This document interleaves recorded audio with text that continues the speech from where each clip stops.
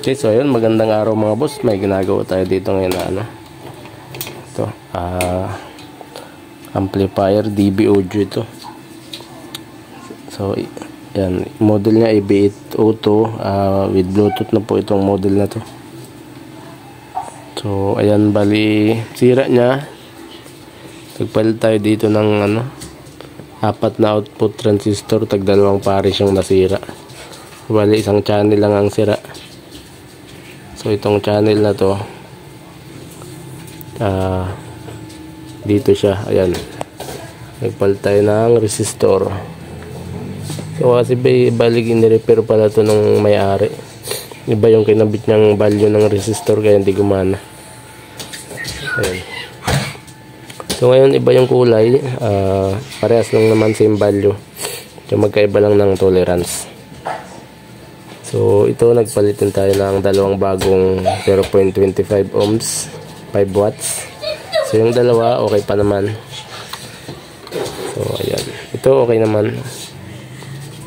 Resistor dito. Tapos yun, nagpalitin ako dito ng fuse kasi nag-shorted yung transistor dito. Palit ako ng fuse kasi ano siya, nag-cut yung fuse pag may shorted. Pag nagputol ang fuse, matik may shorted po dito yan sa mga output transistor niya. So kahit palitan nyo siya ng fuse, pag hindi nyo napalitan nyo o natanggal ang sira dito, ay hindi rin, napuputol pa rin ang fuse. Kahit gaano kadaming fuse ilagay dyan, kailangan i-troubleshoot nyo muna at hanapin yung pinakasira. Tapos ang sikreto niyang malupit, yung voltage biasing, dapat balance siya. Pantay 0.3 hanggang 0.5 po tayo dito sa mga ganitong ampli, mga ganitong model. So ito okay na ang biasing nito.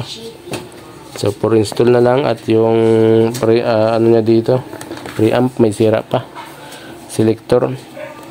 So yun, orderin ko pa yun ng pamalit, wala pa tayong pamalit.